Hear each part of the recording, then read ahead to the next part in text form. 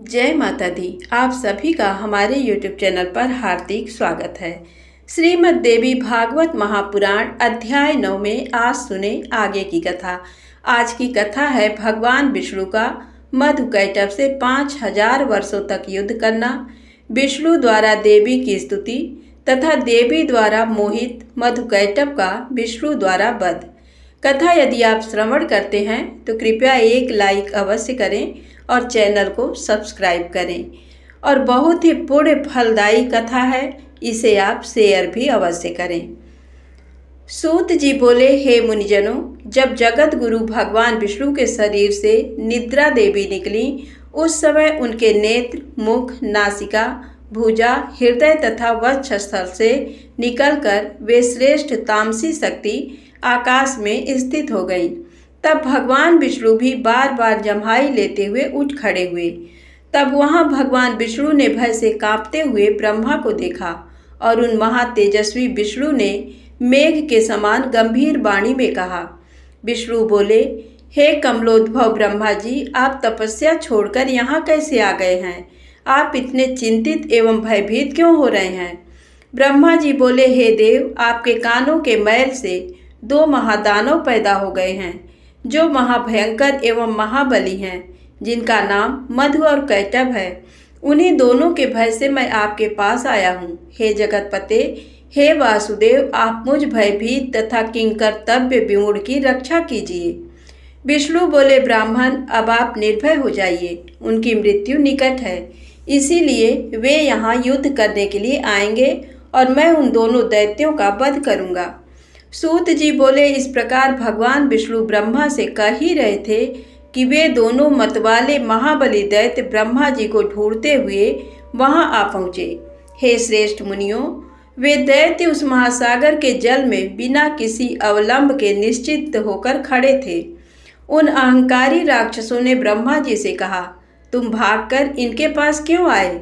अब तुम युद्ध करो, इनके देखते देखते ही हम लोग तुम्हें मार डालेंगे। तत्पश्चात से सैया पर सोने वाले इस पुरुष को भी मार डालेंगे। इसलिए तुम हम दोनों भाइयों से या तो युद्ध करो अथवा ये कहो कि मैं सेवक हूँ तुम्हारा। सूत जी बोले, उन दैत्यों का वचन सुनकर भगवान विष्णु ने कहा, अरे दानवेंद्रो, तुम दोनों मेरे साथ यथेच्छ युद्ध करो, मैं तुम दोनों दैत्यों का घमंड चूर चूर कर डालूंगा। हे महाभागों, तुम दोनों की लड़ने की इच्छा है और अपने को महायोद्धा समझ रहे हो, तो आ जाओ। सूत जी बोले, भगवान का ये वचन सुनते ही उन दैत्यों के नेत्र क्रोध से लाल हो गए और जल में खड़े निराधार वे दोनों भयंकर दानव युद्ध करने को तैयार हो गए। इनमें मधु दैत्य कुपित होकर विष्णु से युद्ध करने के लिए शीघ्र ही चल पड़ा और कैटभ वहीं खड़ा रहा। 2 मतवाले वीरों के समान मधु और विष्णु में बाहु युद्ध होने लगा। जब मधु थक गया तब कैटभ उनसे लड़ने लगा। इस प्रकार क्रमशः कुपित एवं मदान्ध दोनों दैत्य परम प्रतापी भगवान विष्णु के साथ बारी बारी से बाहु युद्ध करते रहे। उस समय वहां उस युद्ध के दृष्टा ब्रह्मा और आकाश में स्थित आदिशक्ति देवी थीं। बहुत दिनों तक युद्ध करते करते भी वे दैत्य नहीं थके। तब भगवान विष्णु को ग्लानि होने लगी। इस प्रकार जब युद्ध करते हुए 5000 वर्ष बीत गए, तब भगवान विष्णु उन दैत्यों की मृत्यु का उपाय सोचने लगे। उनके विचार में आया कि मैंने 5000 वर्ष तक इनके साथ युद्ध किया, किंतु ये भयानक दानव थके नहीं और मैं थक गया। ये बड़े आश्चर्य की बात है, मेरा वह पराक्रम और बल कहाँ चला गया? ये दोनों मुझसे लड़ते हुए भी स्वस्थ हैं, इसका कारण क्या है? अब मुझे अच्छी तरह विचार करना चाहिए।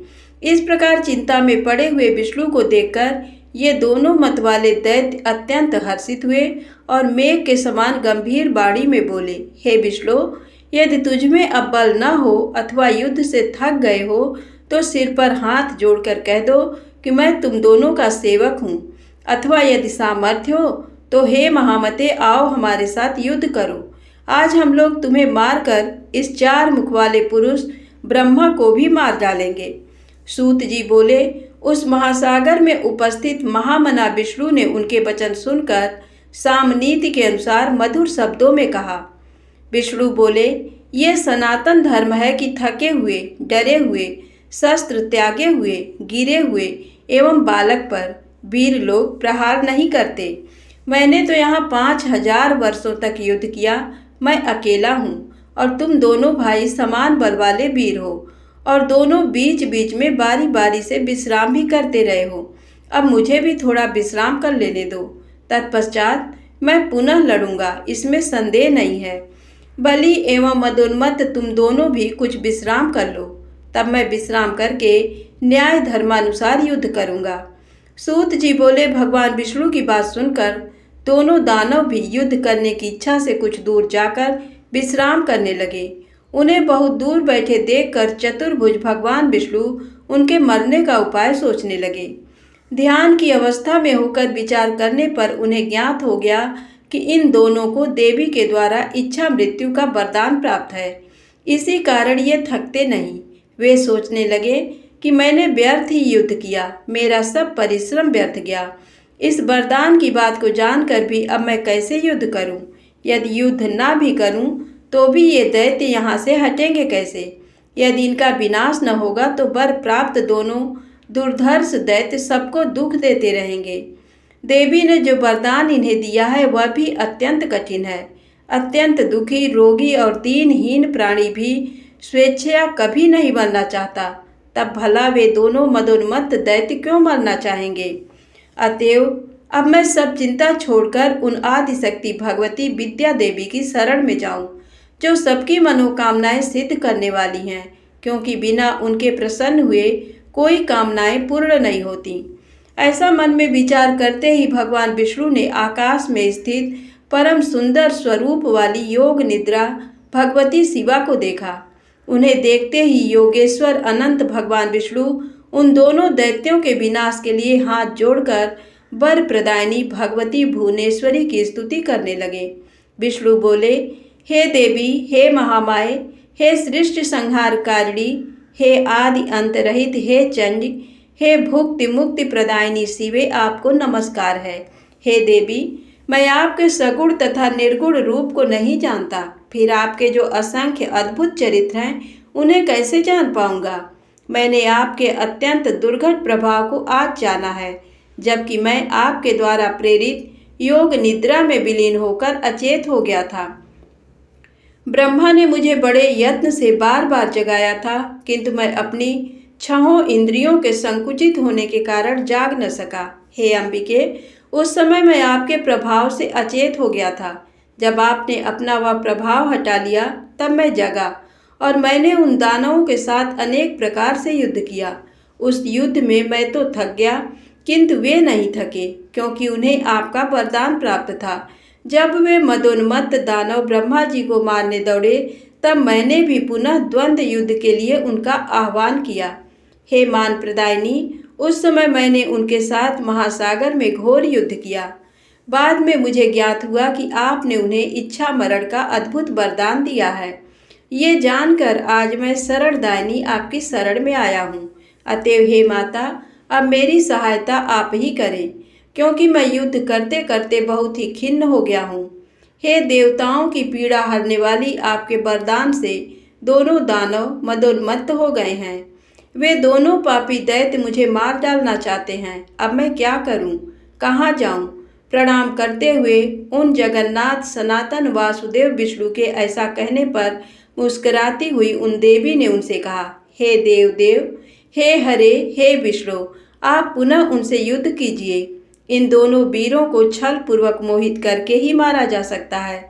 मैं अपनी वक्र दृष्टि से उन्हें मोहित कर दूंगी। हे नारायण, अपनी माया से जब मैं इन्हें मोहित कर दूंगी तब आप शीघ्र इन दोनों का वध कर डालिएगा। सूत जी बोले, देवी के प्रीति रस से पूर्ण वचनों को सुनकर भगवान विष्णु उस सागर में युद्ध स्थल में आकर खड़े हो गए। तब विष्णु को आते देख वे दोनों युद्ध के अभिलाषी महाबली दैत्य भी वहां आ डटे। भगवान विष्णु को अपने सामने देखकर वे बड़े प्रसन्न हुए और कहने लगे, हे महाकाम, हे चतुर्भुज, ठहरो ठहरो, हार और जीत को प्रारब्ध के अधीन समझकर अब तुम हमारे साथ युद्ध करो।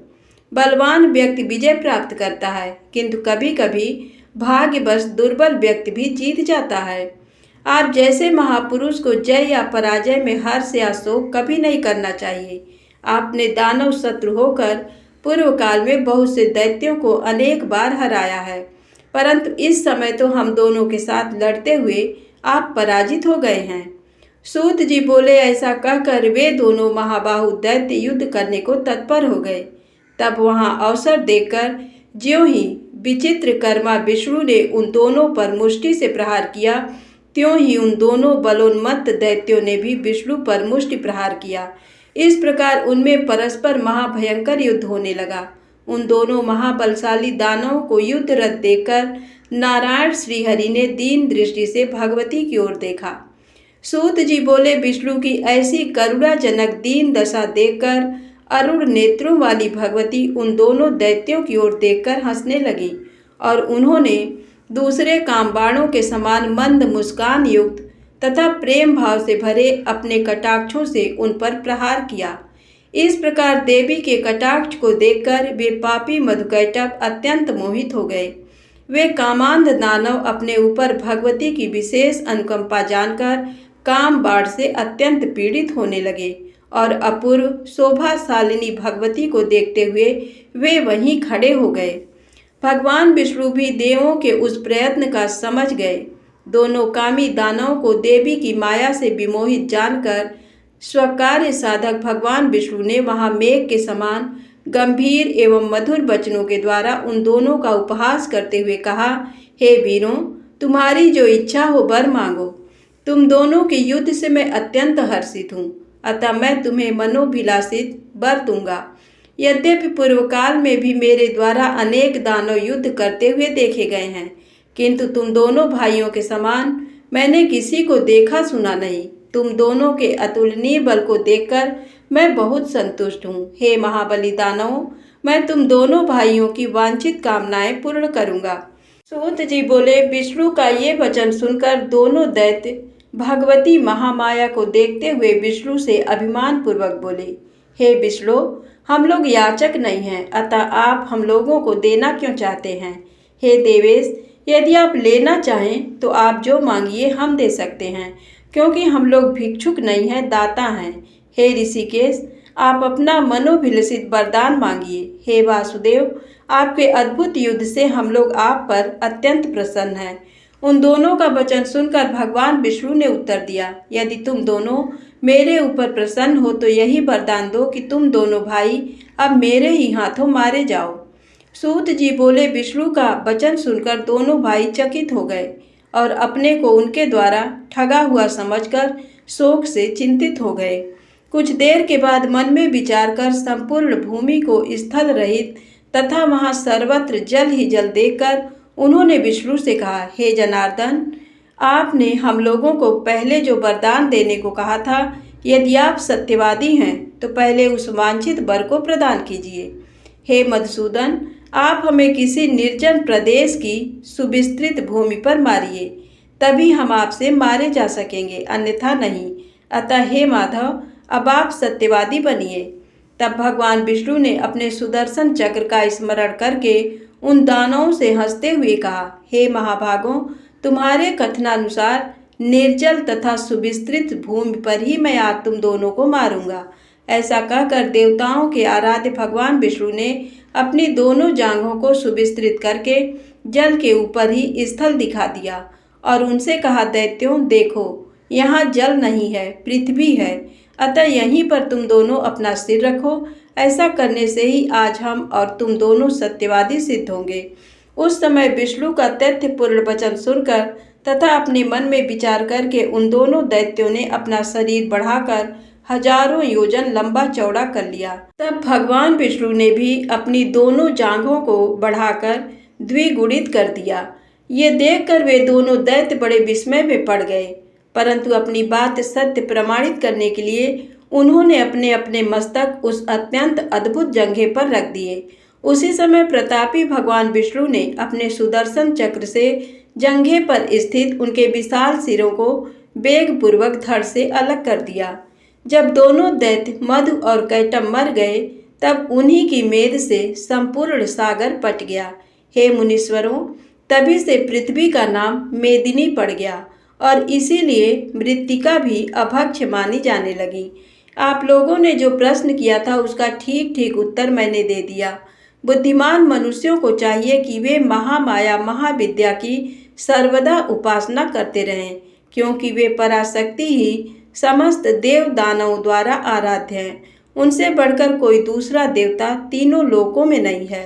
ये बात सर्वदा सत्य है एवं वेदों तथा शास्त्रों का निष्कर्ष है कि सगुण अथवा निर्गुण रूप में सर्वदा उस पराशक्ति का ही पूजन करते रहना चाहिए। धन्यवाद। वीडियो पसंद आई हो तो कृपया एक लाइक करें और चैनल को सब्सक्राइब करें और इस पूरे फलदायी कथा को ज़्यादा से ज़्यादा शेयर अवश्य करें।